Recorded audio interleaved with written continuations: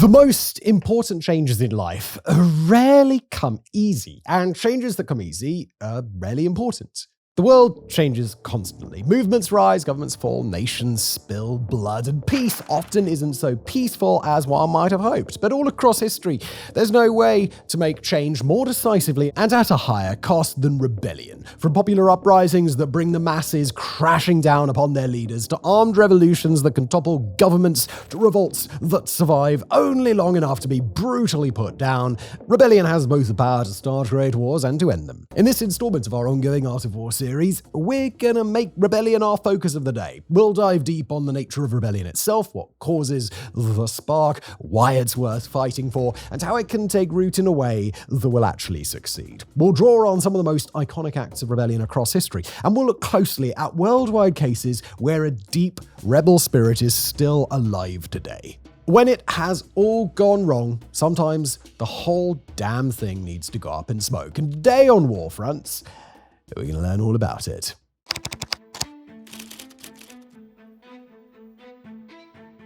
Rebellion, revolution, insurrection, and revolt. Each means something a little bit different, with different intents or different outcomes. But the thing that runs through each of them is fundamentally the same: resistance against authority. We won't be discussing the coup d'etat in today's episode. We won't be discussing military mutinies. We won't be focusing on mere rioting, nor are we discussing peaceful civil disobedience or acts of expressly non-violent political upheaval. Instead, we're here to focus on rebellion as a mass act of popular resistance. No matter the reason, no matter the specific rationale, we're talking about a choice by the people to rise up against government together with the express intent of taking up arms and fighting back. The question at the heart of all of rebellion is why it happens at all. And to understand why, we've got to understand what it really means to rebel. Rebellions, they're not like most wars. Those start out between armed nations that may or may not be looking for a fight, but they'd prefer the idea of a fight rather than surrender. Rebellion, by contrast, pits an ordinary person against something far larger than themselves. Sure, in any successful rebellion, there will have to be a lot of ordinary people banding together to fight for a common goal, but fundamentally, rebellion is an act that puts the small, solitary individual against the vast monolith of the state. It is an incredibly daunting undertaking by nature. It's one that inherently demands great sacrifices in order to have any chance of success, and it's an act that requires a person to willfully step into a scenario where they are at a profound disadvantage. But such a high-stakes decision isn't one that people make on a whim. Various thinkers across the last 2 centuries have suggested a range of factors that might cause a person to feel the need to join or start an armed rebellion. Some implicate the feeling of disenfranchisement at the hands of a more powerful ruling class that lives off the fruits of ordinary people's labor. Others suggest that rebellion is a matter of resistance to broad injustice, railing against a broken system or a repressive state. Still others suggest that the root cause on an individual level is personal, that, for example, a person doesn't rebel because they live under a ruling regime that tortures people, but because they live under a regime that would, or did, torture them. Some theorists believe that rebellion is an act rooted fundamentally in selfishness, that a person joins in an uprising because they believe they stand to gain personally from success. Some take the opposite approach, that rebellion and engagement in it must be rooted in aspirations far larger than oneself. Probably all of the above are true at times, depending on the rebel and depending on the movement. But no matter the motivation a person might bring to their cause, motivation's only half the battle. Discontent does not always evolve into rebellion. Even broad popular rage doesn't always cross the gap. For that to happen, there's got to be a spark, an alignment of conditions that make the risks and dangers of active rebellion more appealing than the alternative. If people are going to put their lives on the line in deeply unfavorable conditions, they've got to believe that their chances of success, however big or small, are better than the chances they've got if they just sit by and do nothing. If a rebellion has, say, a 20% chance of success, then a person won't rebel if they believe they and their loved ones will probably be just fine under an unjust but tolerable regime. If that same person believes they've got a 0% chance of surviving purges or persecution, then that 20% chance of success, in the case of rebellion, begins to look pretty damn good. Now, not all mass uprisings start in urban environments, but a high proportion will. It's easier to rally support from more people and to do it faster. Pre-existing circles of intellectuals, pre-existing cultural or ethnic groups, and pre-existing groups of discontented people will already exist. It's easier to escape attention, it's easier to hide after having caught the attention of the authorities, and it's easier to spread the word to more people, especially through mechanisms other than simple word of mouth. When it's time for action, the discontented masses of an entire city can create far more trouble than a handful of locals could do out in the countryside. In urban environments, there's a higher saturation of targets that represent the state that a resistance is working to fight against, and those targets are likely to be more valuable. And while a village or a town facing upheaval can call in reinforcements from elsewhere, it's tougher for a major population center. That's where the reinforcements are supposed to be coming from. Homegrown, popular rebellion can follow unlimited pathways to expand and grow more powerful, but typically they'll work their way through a series of escalatory steps as their movement grows in strength. First, the core of the movement will recruit new members, start taking direct action against the system they oppose, and start arming themselves to the degree that such a thing is possible.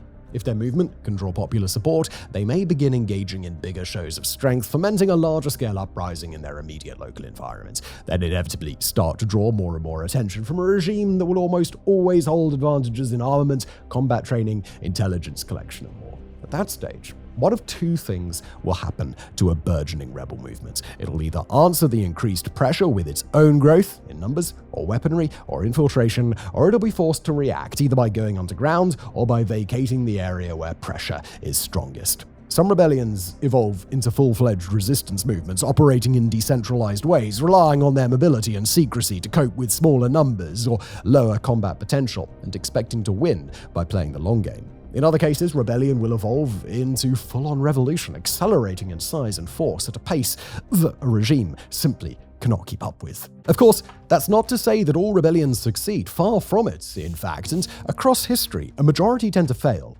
But those that do stand the best chance of success are the ones that can be adaptive. Although a developing rebel movement does have the initiative in a local conflict, presenting conditions that a regime will need to respond to, they still are perpetually fighting from behind.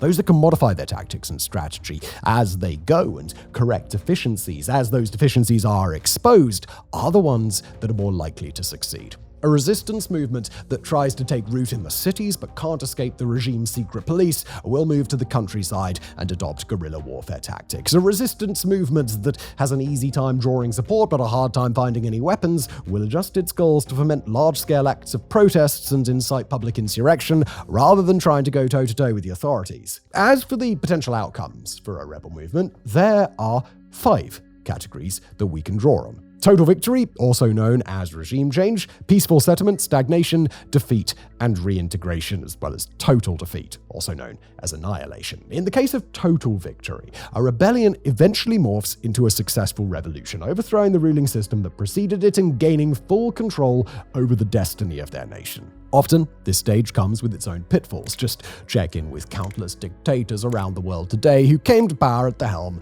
of a popular revolution.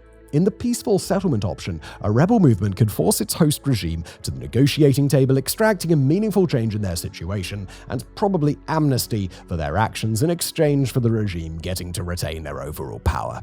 In the stagnation option, a resistance group might fight for years without ever gaining quite enough traction, eventually hiding away and becoming a decades-long guerrilla movement or being snuffed out in a quiet, whimpering demise. In the case of defeat and reintegration, the regime wins out, but establishes some sort of agreement with the rebel movement and the general public to let bygones be bygones and move forward as a cohesive society. In these cases, a regime may know that the rebels can't gain victory alone, but that wiping the rebels out would martyr them and create an even greater problem. Finally, there's annihilation. Not only the complete defeat of a rebel movement, but a concerted effort by the regime after the fact to hunt down those who participated. The fates of those rebels may be anything from long-term incarceration to a future in a labor or concentration camp, or just outright assassination. Popular rebellion has been a central part of history for as long as history has been written. We'll start our chronology, however, in the year 508 BCE with a popular rebellion that would turn the ancient Greek city-state of Athens the birthplace of democracy itself. Now, at this time in Greek history, tyranny was on the rise as kings positioned themselves atop landholding aristocracies and exploited the work of their people. By 510 BCE, the city of Athens had been ruled by multiple generations of the same family of tyrant kings, and its current ruler, Hippias, had gained a reputation for cruelty and harsh taxation towards his people. After Hippias was ousted by a Spartan rival, an unpopular pro-Spartan aristocrat was installed as the city's leader, and he, Isagoras, quickly set to work barring Athenians from their homes and attempting to dissolve the city's council of nobles. Now, despite his wishes, the Council of Nobles resisted, and with them the people of Athens banded together in a revolt against the entirety of the Athenian oligarch class. After 3 days besieged in the Acropolis, the installed leader, Isagoras, escaped, but some 300 of his supporters would be executed by the rebels. The civil reforms that came afterward would build Athens into the bastion of participatory democracy that it's been remembered for across millennia. From Athens, let's fast forward some 1,500 years to the Caliphate of Cordoba, an Arab Islamic state ruled by the Umayyad dynasty, but established on most of the land that is modern-day Spain and Portugal. The Caliphate of Cordoba was an organization unlike any other in its day, known for its booming trade, its peaceful integration of the Abrahamic religions, and the status of its capital city, Cordoba, as perhaps the greatest center of culture, society, and scholarship in the world at the time. But as the Caliphate entered its waning years, a military caste formed in society, running roughshod and demanding extortive sums from a low class of civilian taxpayer, while the Caliphate's high courts looked on with disinterest. In the year 1008, the Caliphate's then ruler died suddenly, and power passed to a successor who was leading raids into the Christian north of the Iberian Peninsula. Seeing their opportunity, the people of Cordoba rose up into a great popular revolt, taking over their city, asserting much power over the Caliphate's territory, and eventually killing their deposed former leader when he attempted to regain his throne. The following period of internecine warfare between warlords claiming to be the Caliph would ultimately be the Caliphate's undoing. Then, nearly 3 centuries later, the island of Sicily endured a rebellion that would claim a prominent place in Italian history, the Sicilian Vespers. When the rebellion took place, in early 1282, Sicily was more than a decade and a half into the rule of a Frenchman, King Charles I, and had spent about 2 decades in total under the deeply unpopular Angevin. Charles I had systematically disenfranchised Sicily's noble class, ostracizing them from the government that had formed on Sicily itself, and he had taxed the daylights out of the Sicilian public before diverting that money to wars abroad from which the people of Sicily would never benefit. But on Easter Monday 1282, an altercation between Sicilian revelers and a group of French soldiers went awry, and the decades-long tension on the island finally broke. First in the city of Palermo, and then across the entire island, riots very quickly turned into a full-scale revolt. Within 6 weeks of organized resistance, about 13,000 French men and women had been killed across Sicily. Charles I had been thoroughly driven out, his fleet had been set aflame, and the people of Sicily had set in motion a process that would result in the 20-year War of the Sicilian Vespers. Fast forward to the 1700s, and there are 2 grand rebellions we simply can't decline to mention: the French and American Revolutions. The American Revolution was the one that came first, partially a reliance, ironically enough, on the French monarchy that was soon to be deposed itself. The American Revolution wasn't rooted in a single cause, but rather the systemic problems that Britain had foisted onto its 13 North American colonies: high taxation, a lack of real political control over their own affairs, land rights disputes, economic neglect, abuses of search and seizure powers, and more. In response, a simmering resistance movement in the colonies eventually grew into a full-fledged rebellion, particularly in and around northern cities like Boston, before picking up mass support from the colonial public and becoming a proper insurgency. Slowly but surely, with international assistance, the support of local militias, and confiscated British weaponry, the colony's Continental Army were able to overcome their early trials as a broadly untrained, under-equipped, and tactically indecisive military force. The fighting force eventually adapted into an asymmetric army, engaging in attritional warfare at large scale, sapping British forces and supply lines, and leveraging spy networks and misinformation to create the conditions for American victories in the few all-out battles that ultimately took place. After many years of guerrilla-style warfare, the American colonies finally won out, and the following decades would witness the rise of the United States. Some 8 decades later, the United States would weather another grand rebellion, today known as the 4-year-long American Civil War. But whereas the American Revolution started as a popular revolt in well-settled areas before evolving to a predominantly countryside insurgency, the French Revolution was primarily a political and urban upheaval punctuated by battles across the nation. The rebellion's root causes ran the gamut from a failing state apparatus to crumbling living standards and poor harvests for ordinary people to economic and financial crisis that reigning King Louis XVI proved unwilling to address directly. Inspired by Enlightenment-era principles and drawing from the example of the American Revolution, popular uprisings first pushed Louis XVI to cave in and announce limited reforms, and then evolved into a cascade that history buffs know rather well. The storming of the Bastille, the March on Versailles, years of attempts to build a functioning republic, and eventually the fall of the French monarchy. The revolution would quickly descend into two French revolutionary wars, each of them fought between the new French Republic and a collection of European powers that attempted invasion. In both cases, despite their immense power and the fragility of the French movement, the French Republic was able to triumph while expanding its lands significantly across Europe. Before long, the situation would devolve into a new set of conflicts, the Napoleonic Wars. Now let's turn the clock ahead to the 1850s. Let's travel to China, where the Taiping Rebellion left an indelible mark on Chinese history. At the time that the rebellion began, China was ruled by the Qing dynasty, a regime that had taken a beating from famines, economic crisis, and defeats at the hands of foreigners for a generation. Ravaged by the First Opium War and unable to stem the tide of banditry and local warfare in the Chinese countryside, the Qing dynasty was deeply ineffectual, but also actively to blame for what came next. Chafing under extreme taxation on farmers and exorbitant rents, a booming population of Chinese peasants had been forced to migrate en masse to areas where they stood a chance at survival. And when a new religious movement came along, the state of affairs in China was perfect for such a thing to take hold. A failed aspiring civil servant named Hong Huoxiu, later Hong Xiquang, led a movement in which he claimed to be the brother of Jesus Christ, and after he and his followers proved to have early success in squashing bandit and pirate groups in southern China, their movement evolved into something far greater. Seizing on popular discontent, Hong's movement would evolve into the so-called Heavenly Kingdom, controlling massive stretches of territory and engaging the Qing dynasty in over a decade of war. Not only would the Taiping Rebellion go down in history after its failure as the most deadly civil war of all time, estimated death toll 20 to 30 million, but it would be remembered for its incredible brutality and genocidal conduct by the Taiping. During the 20th century, no single rebellion would have as profound an impact on the course of history as the October Revolution in Russia in 1917. Led by one Vladimir Lenin and his Bolshevik party, the October Revolution came as Russia was embroiled in a prior ongoing phase of nationwide revolution that had forced the abdication of Tsar Nicholas II. But it was the first revolution that created the circumstances for the second, with the first revolution's ruling provisional government proving so unpopular that it led urban workers to organize into Bolshevik-led councils, better known as Soviets. Amidst mass popular discontent, the Bolshevik movement grew in power and transformed what had initially been the fanciful ideal of social revolution into a real prospect.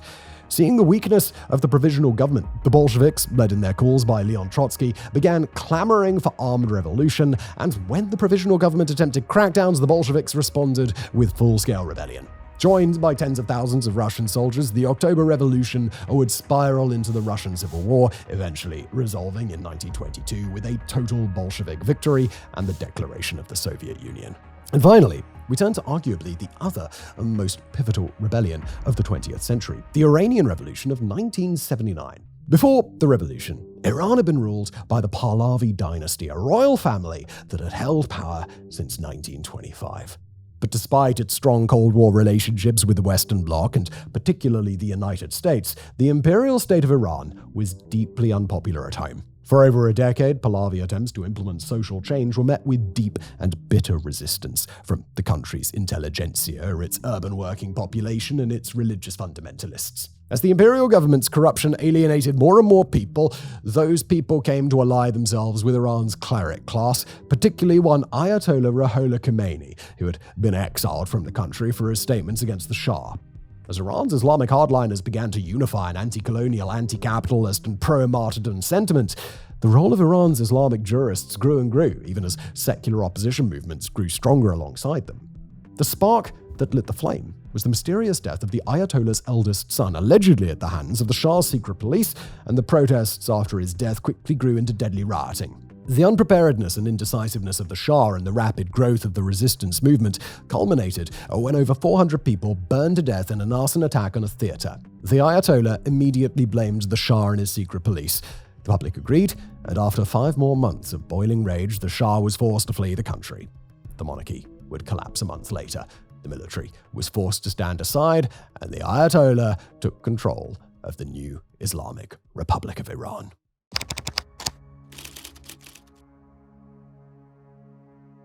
All right, when we turn to the list of modern rebellions, the clear place to start in the post-Cold War era is in Chechnya, where the First Chechen War rocked the newly born Russian Federation. Fought from late 1994 to the summer of 1996, the First Chechen War was a direct response to the breakup of the Soviet Union when Chechnya and one other Russian semi-autonomous republic refused to sign a treaty that would have unified them with the new Russian nation.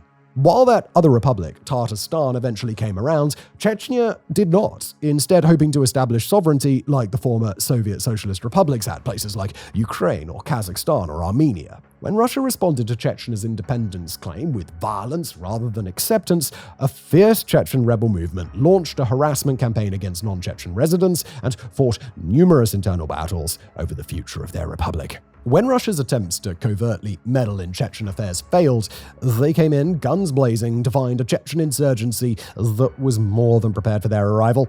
Although the Chechen independence movement would ultimately fail, it featured a very successful military campaign from the Chechen side, bleeding the Russians dry for as long as they possibly could before capitulating.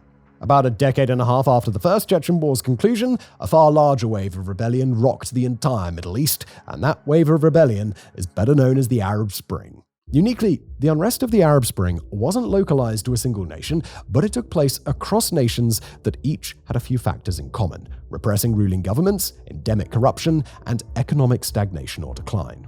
While the Middle East was already a bit of a powder keg by late 2010, the incident that's almost always cited as the catalyst for the Arab Spring was the self-immolation of a Tunisian man, Mohamed Bouazizi, who set himself aflame in protest of the harassment and humiliation of a local official. His death in early January kicked off a mass movement inside Tunisia that unified all manner of social groups who were discontented with the Tunisian regime, and together, that mass uprising quickly evolved into the Tunisian Revolution. That revolution would oust the country's dictator within 10 days of Bouazizi's death, and seeing Tunisia's success, the vast majority of the Arab world were inspired to take to the streets. In Egypt, as well as Tunisia, revolutions were able to overthrow their ruling regimes and install replacements via fair and free elections.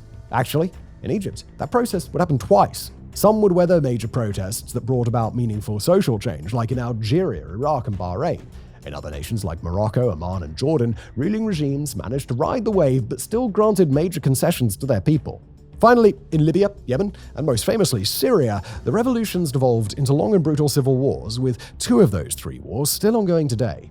A so-called Second Arab Spring, started in late 2018, led to the overthrow of Sudan's president in a military coup, the resignation of Algeria's president, and several mass uprisings elsewhere, with varying levels of success. But the Arab Spring also cleared the way for the rise of 2 other waves of mass rebellion: the advent of the Islamic State movement and the rapid growth of Iran's axis of resistance.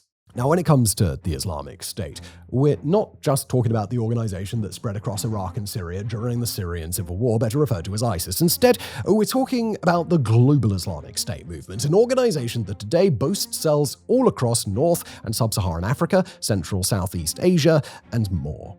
In most places, the Islamic State has maintained only low-grade insurgencies, but they've done far worse in certain places, including the Philippines, Somalia, and much of the African Sahel. Wherever they go, the Islamic State draws its recruits primarily from people disillusioned with their governments and with secular or otherwise non-fundamentalist rule. But they're typically motivated additionally by factors like social ostracism, poverty, local repression, and in the case of Western recruits, rudderlessness and a hunger for a higher purpose. Meanwhile, and typically on the other side of the Sunni-Shia divide within the Muslim world, the nation of Iran has taken a leading role in fomenting and supporting rebel movements in several places. In Gaza and the West Bank, Iran has long supported Hamas, the Palestinian Islamic Jihad, and other organizations that bear some loyalty to their foreign backer, but draw their recruits fundamentally from the shared desire to resist and destroy the nation of Israel.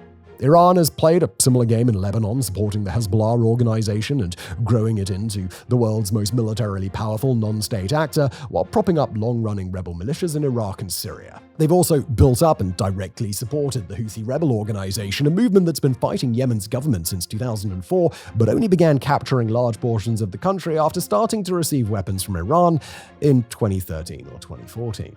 And speaking of long-running insurgencies that have recently had major success, no discussion of modern-day rebellions is complete without discussing Myanmar.